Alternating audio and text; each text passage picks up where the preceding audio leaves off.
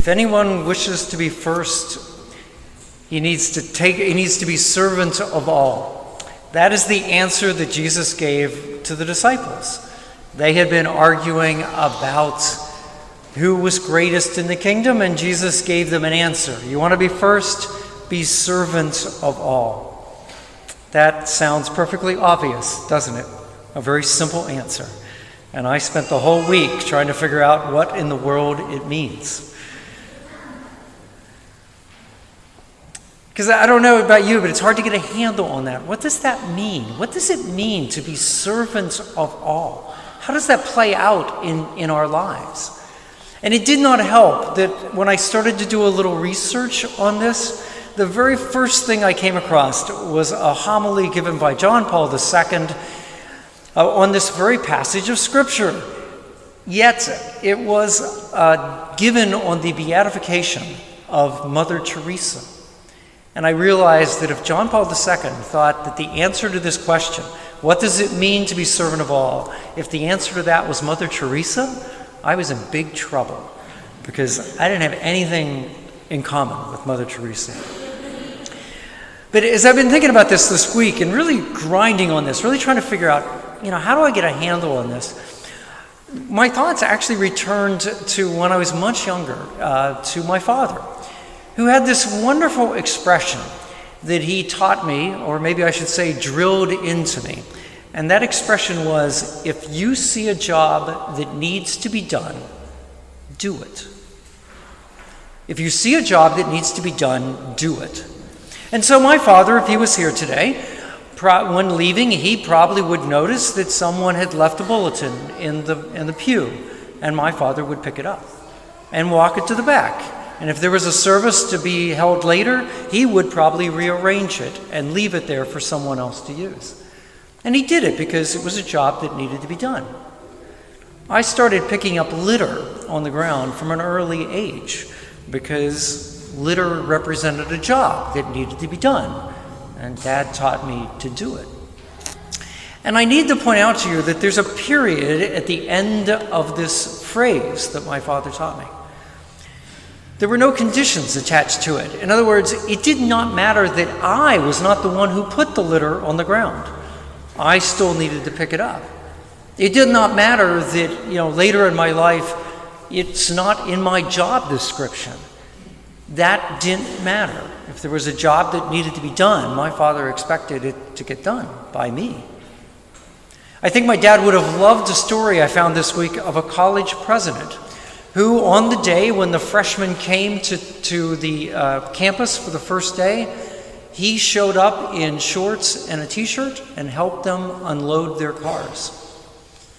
It was a job that needed to be done, and it didn't matter that he was the college president. So you see, as far as my father was concerned, there are no qualifiers to that phrase. And I started to think about those qualifiers because I don't know about you, but I put qualifiers on my service all the time.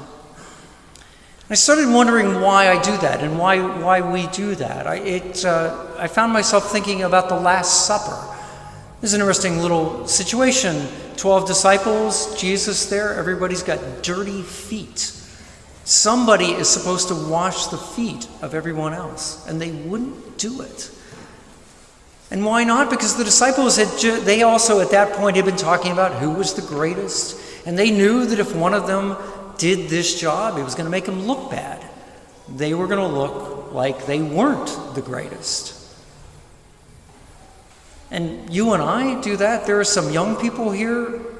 Lunch at school. Is there not always someone sitting by themselves at lunch? And they need a friend?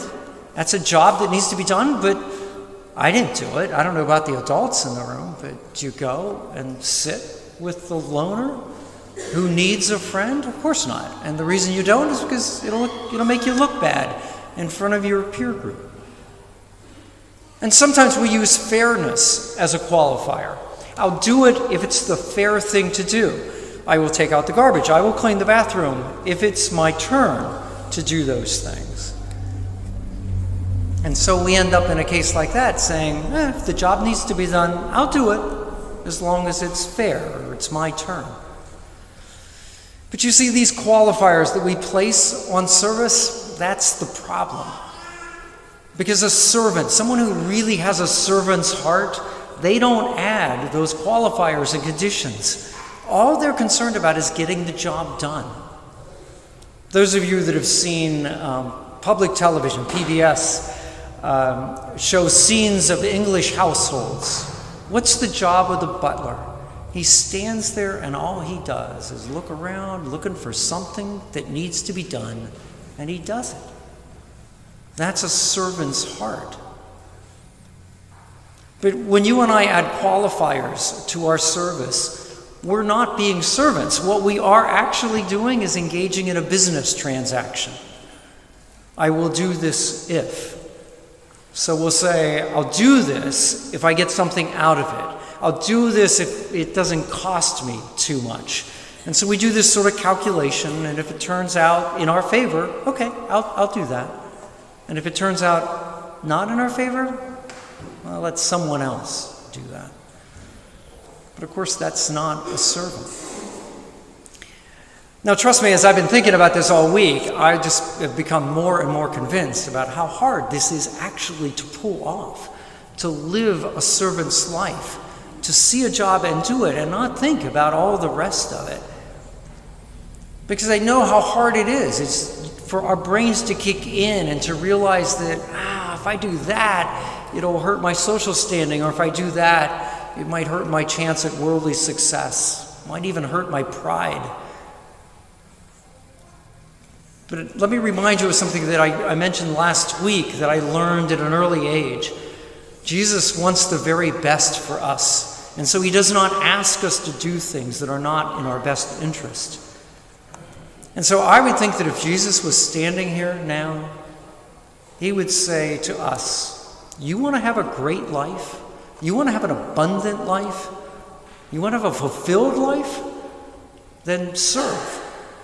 And don't worry and don't put any conditions on it. Don't worry about the consequences. If you see a job that needs to be done, just do it.